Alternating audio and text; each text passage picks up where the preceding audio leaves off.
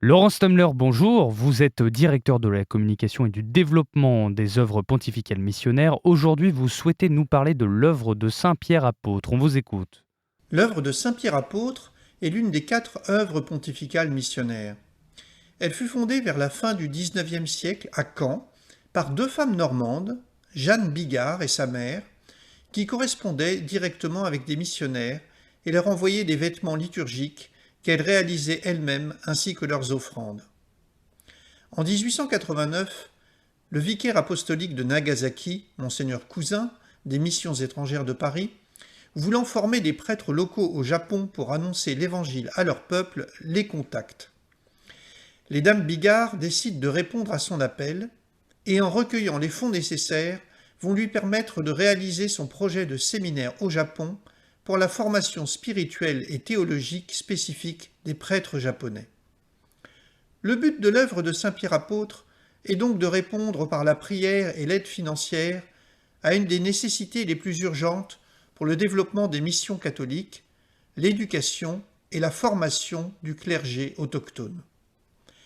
L'œuvre s'étend en Asie, puis en Afrique. Et finalement, elle devient pontificale en 1922, quand le pape Pie XI crée les œuvres pontificales missionnaires. Concrètement, en quoi consiste l'aide apportée par l'œuvre de Saint Pierre apôtre? En premier lieu, saint Pierre apôtre aide financièrement les séminaires en terre de mission pour subvenir à leurs besoins quotidiens de fonctionnement. C'est ce qu'on appelle les subsides ordinaires. Au total, ce sont près de 80 000 séminaristes dans le monde qui sont soutenus par l'œuvre. 430 petits séminaires, comptant 50 000 collégiens et lycéens, 120 séminaires propédeutiques et 220 grands séminaires.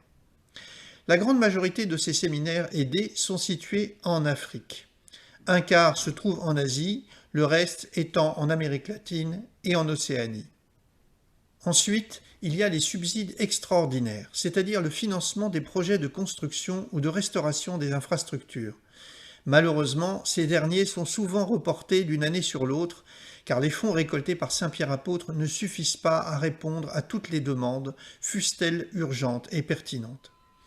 2 autres soutiens enfin apportés par l'œuvre de saint Pierre apôtre doivent être évoqués. D'abord, la formation des futurs religieux et religieuses qui constituent des agents indispensables dans la mission d'évangélisation reçue par l'Église.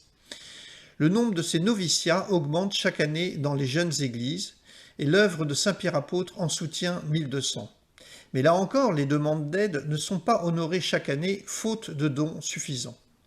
Enfin, le soutien des formateurs des séminaires, grâce aux honoraires de messe qui leur permettent de rester stables dans les séminaires sans devoir partir à la recherche de quoi subvenir à leurs besoins. Il y a aussi l'attribution des bourses d'études pour les futurs formateurs. Pourquoi est-il important de faire connaître cette œuvre? Eh bien tout simplement parce qu'elle apporte un soutien essentiel à la mission universelle de l'Église. L'œuvre de l'évangélisation ne peut se réaliser avec efficacité sans le concours des prêtres, des religieux et des religieuses qui sont totalement consacrés pour cette tâche. Mais comment trouver ces prêtres religieux et religieuses si l'Église ne s'occupe pas de leur formation? Et comment s'occuperait-elle de leur formation si l'œuvre de saint Pierre apôtre, dont elle dispose comme instrument, n'arrive pas à jouer son rôle? Comment cette œuvre pourrait-elle jouer son rôle sans la contribution de tous les fidèles?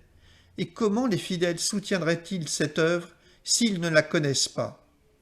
J'invite donc tous les auditeurs qui ont un esprit missionnaire à s'informer sur les projets soutenus par l'œuvre de saint Pierre apôtre, qu'ils peuvent retrouver sur notre site internet opm-france.org. Merci beaucoup Laurent Stamler. Je le rappelle, vous êtes directeur de la communication et du développement des œuvres pontificales missionnaires. Très belle journée à vous.